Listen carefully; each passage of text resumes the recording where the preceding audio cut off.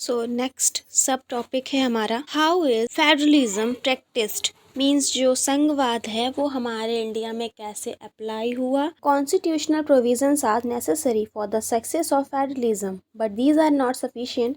If the federal experiment has succeeded in India it is not merely because of the clearly laid out constitutional provisions. The real success of federalism in India can be attributed to the nature of democratic politics in our country। जो हमारे federalism को success मिली India में वो कैसे मिल सकती थी, हमारे जो पॉलिटिक्स है उसमें डेमोक्रेसी को यानी कि लोकतंत्र या गणतंत्र को ला। Ensured that the spirit of federalism, respect for diversity and desire for living together became shared ideals in our country। इसको हम कैसे स्टेबलाइज कर सकते थे फेडरलिज्म को, जिससे हमारे देश में जितनी भी डाइवर्सिटी है उस सभी को रिस्पेक्ट मिले बराबर, और जो हमारी एक साथ रह के जो हमारी इच्छाएं हैं वो हम साथ में रह के कैसे पूरी कर सकते हैं। Let us look at some of the major ways in which this happened. कैसे कैसे ये सारी चीज़ें हुई उसे हम देखते हैं।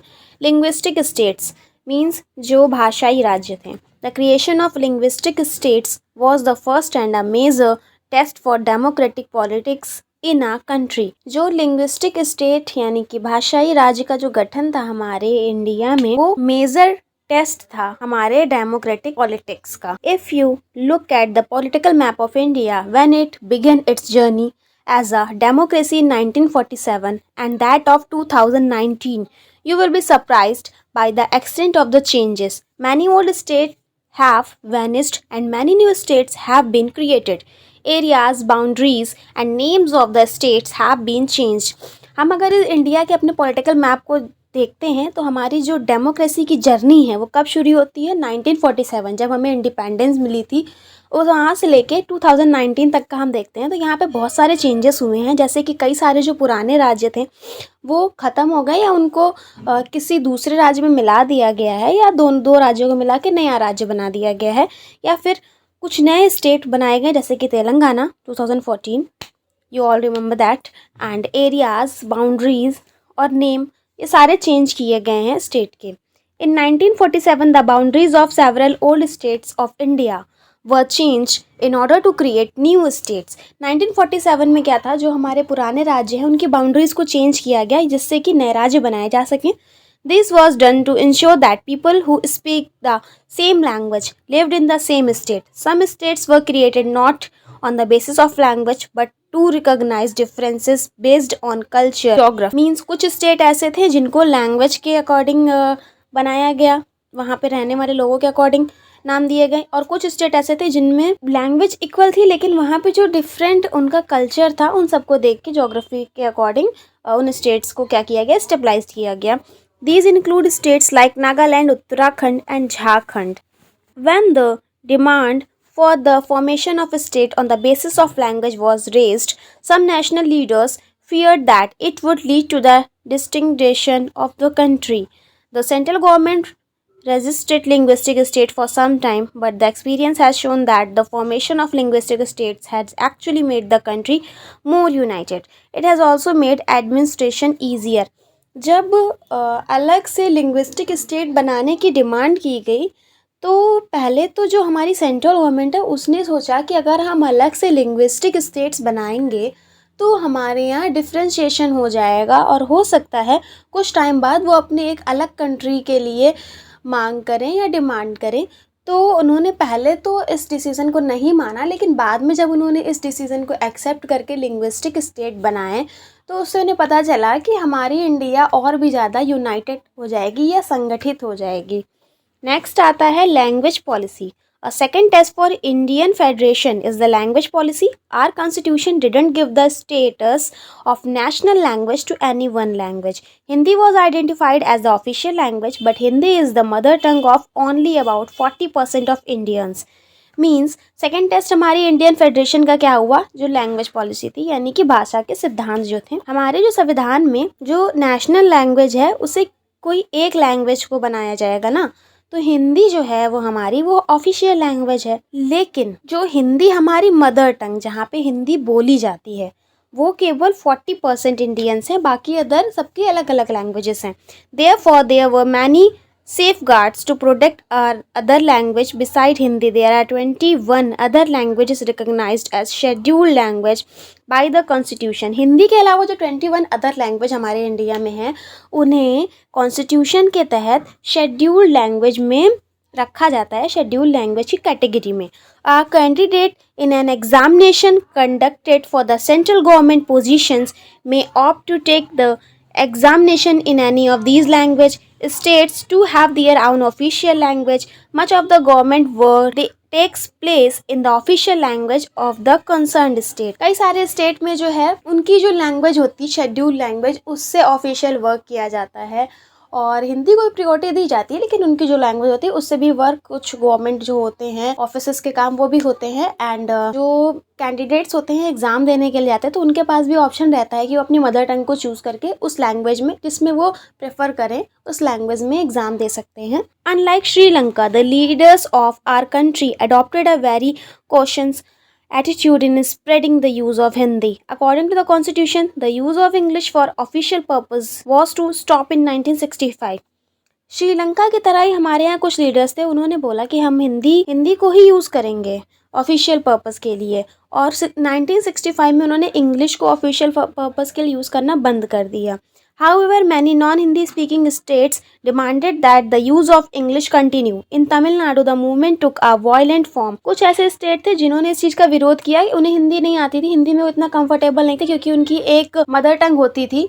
सो उन्होंने कहा कि नहीं, इंग्लिश को ही जारी रखिए आप ऑफिशियल लैंग्वेज के लिए. और फिर सबसे ज़्यादा उन्होंने एक तमिलनाडु स्टेट में एक मूवमेंट यानी कि आंदोलन खड़ा हो गया इस बात को लेके.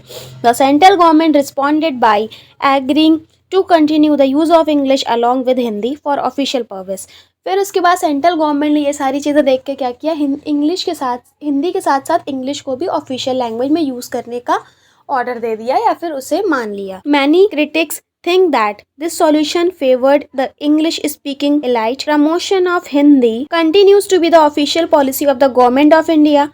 Promotions doesn't mean that the central government can impose Hindi on states where people speak a different language. Means इस गवर्नमेंट के डिसीजन को क्रिटिसाइज करने लगे. फिर गवर्नमेंट ने क्या किया, हिंदी को प्रमोट करना बंद कर दिया और हिंदी के साथ साथ जो स्टेट जहाँ पे अलग लैंग्वेज बोली जाती थी वहाँ पे हिंदी भी ऑफिशियल लैंग्वेज में यूज की जाने लगी. The flexibility shown by Indian political leaders helped our country avoid the kind of situation that Sri Lanka finds itself in. जो हमारे यहाँ इंडियन पॉलिटिकल लीडर्स ने फ्लेक्सिबिलिटी यानी लचीलापन रखा इन सारी चीज़ों को, इन सारे मैटर को सॉल्व करने के लिए, तो इस वजह से हमारे देश में ऐसी सिचुएशन नहीं आई जो श्रीलंका ने फेस की थी. नेक्स्ट आता है सेंटर स्टेट रिलेशन. इसे देखते हैं. Restructuring the centre state relation is one more way in which federalism has been stunted in practice. ये भी एक ऐसा कारण था जिसकी वजह से हमारे यहाँ संघवाद को बढ़ावा मिला.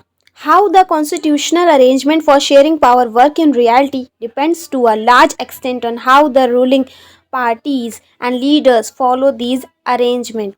For a long time, the same party ruled for both at the center and in most of the state. This means that the state government didn't exercise their rights as autonomous federal units. As and when the ruling party at the state level was different, the parties that ruled at the central tried to undermine the power of the state. कई बार ऐसा होता है कि central government और state government की सरकार एक ही होती है तो फिर कुछ ज़्यादा प्रॉब्लम स्टेट गवर्नमेंट के जो सिटीजन्स हैं या सेंट्रल के तो हैं ही हम, उन्हें फेस नहीं करनी पड़ती. बहुत सारे काम जो होते हैं वो जल्दी हो जाते हैं. लेकिन कभी कभी ऐसा होता है जब सेंट्रल गवर्नमेंट की जो पार्टी रूल कर रही है सेंट्रल पे वो अलग है और स्टेट में अलग है, तो फिर बहुत सारी प्रॉब्लम्स होती हैं जो डेवलपमेंट होने में प्रॉब्लम्स क्रिएट करती हैं. सो ये एक बहुत इंपॉर्टेंट फैक्ट हो जाता है अपने स्टेट को अरेंज करने में या वहाँ के प्रॉब्लम सॉर्ट आउट करने में. All this change significantly after 1990. This period saw the rise of regional political parties in many states of the country. This was also the beginning of the era of coalition government. Coalition government क्या होता है? Coalition government means जब दो पार्टियां एक साथ आ जाती हैं और एक साथ पार्टनरशिप में काम करती हैं, और जो पॉलिसीज बनाई जाती हैं या प्रोग्राम कुछ अरेंज किए जाते हैं हमारे कंट्री को या स्टेट को डेवलप करने के लिए, उसमें मदद करती हैं या उसे अडॉप्ट कर लेते हैं दोनों आपस में, तो उसे बोलते हैं हम coalition government. Since No single party got a clear majority in the Lok Sabha. The major national parties had to enter into an alliance with many parties, including several regional parties, to form a government at the center. फिर 1990 के बाद क्या होने लगा, कोई भी एक ऐसी पार्टी नहीं बची थी जिसको सिंगल बहुत ज्यादा मेजोरिटी मिलके वही जीती हुई या वही सेंट्रल पे राज करे या फिर रूल करे। तो फिर कई सारी पार्टियां मिलके सरकार बनाती थी अपनी मेजोरिटी को ऐड कर, फिर वही सेंटर पे रूल करती थी। These lead to a new culture of power sharing and respect for the autonomy of state government. इसकी वजह से क्या हुआ, हमारा जो कल्चर था पावर शेयरिंग का वो बढ़ा और जो ऑटोनॉमी थी उसको रिस्पेक्ट मिलने लगी state government. This trend was supported by a major judgement of the Supreme Court that made it difficult for the central government to dismiss state governments in an arbitrary manner. इसके बाद क्या होने लगा, supreme court था उसने इस बात पे डिसीजन दिया और उसकी वजह सेंट्रल गवर्नमेंट को बहुत ज़्यादा प्रॉब्लम हुई, क्योंकि उसे स्टेट गवर्नमेंट के साथ मिलके चलना था, क्योंकि स्टेट गवर्नमेंट में अदर पार्टी की सरकार है और सेंट्रल में अदर है। लेकिन अब सुप्रीम कोर्ट का डिसीजन है तो वो तो उन्हें मानना ही पड़ेगा। Thus federal power sharing is more effective today than it was in the early years after the constitution came into force. जब हमारा कॉन्स्टिट्यूशन बना था उसके बाद जो ये संघवाद यानी कि फेडरलिज्म आया, इससे जो पावर शेयरिंग जो हमारी थी वो बढ़ी और आपस में हम क्या हो गए, यूनाइट हो गए। तो इस वजह से ये हमारे कॉन्स्टिट्यूशन को चलाने के लिए बहुत ज़्यादा हेल्पफुल हुआ और हम किसी पे फोर्सफुली भी कुछ नहीं कर रहे थे। ऐसे कि मतलब जैसे हम अपना कॉन्स्टिट्यूशन किसी पे थोप नहीं रहे थे, बल्कि सब एक दूसरे की हेल्प करके सरकार चला रहे थे। या सारा डेवलपमेंट वगैरह का प्रोग्रेस जो होता है, प्रोग्राम होता है, वो सारा चल रहा था अच्छे से। नेक्स्ट इसके बाद देखिए यहाँ पे लैंग्वेज और प्रोपोर्शन ऑफ स्पीकर्स मीन्स जो हमारी 21 अदर लैंग्वेज है उसको बोलने वाले कितने परसेंट मेजॉरिटी है वो यहाँ पे चार्ट दिया हुआ है। इसे आप एक बार रीड आउट कीजिएगा अच्छे से, फिर आपका इसमें कुछ की पॉइंट दिए हैं। नेक्स्ट हम बात करते हैं decentralisation in India. We noted the federal government have two or more tiers of government. We have so far discussed the two tiers of government in a country, but a vast country like India can't be run only through these two tiers. States in India are as large as independent countries or Europe. In terms of population, Uttar Pradesh is bigger than Russia. Maharashtra is about as big as Germany. Means हमारे यहाँ जैसे हमने 2 tyre government वाला पढ़ा था, central government state government, तो वो इतना ज़्यादा नहीं कर सकती है हमारे इंडिया में, क्योंकि India is are vast country and there are so much population. And Uttar Pradesh जैसे इसमें लिखा हुआ है, उत्तर प्रदेश में इतनी पॉपुलेशन है जितनी कि रशिया में है, और महाराष्ट्र इतना बड़ा है जितना जर्मनी है। तो यहाँ पे बहुत सारे डाइवर्स हैं जिनकी वजह से हमारा डेवलपमेंट नहीं हो पा रहा है और डेवलपिंग कंट्री बना हुआ है। Federal power sharing in India needs another tier of government below that of the state government. This is the rationale for decentralization of power. Thus resulted a third tier of government called local government. इस वजह से state government की help करने के लिए local government बनाई गई।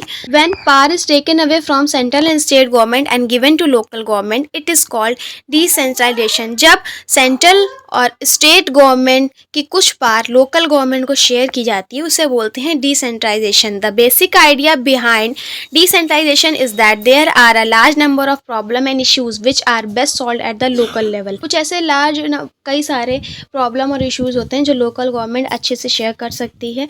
People have better knowledge of problems in their localities. They also have their ideas on where to spend money and how to manage things more efficiently. Besides, at the local level, it is possible for the people to directly participate in decision making. Local government क्या है, वो अच्छे समझ सकती है उनके area में लोगों को क्या प्रॉब्लम्स है, वो कैसे सॉर्ट आउट हो सकती हैं, और जो वहाँ के पीपल हैं वो भी डायरेक्टली इन सारे प्रोग्राम में पार्टिसिपेट कर सकते हैं, हेल्पफुल हो सकते हैं। This helps to in a habit of democratic participation.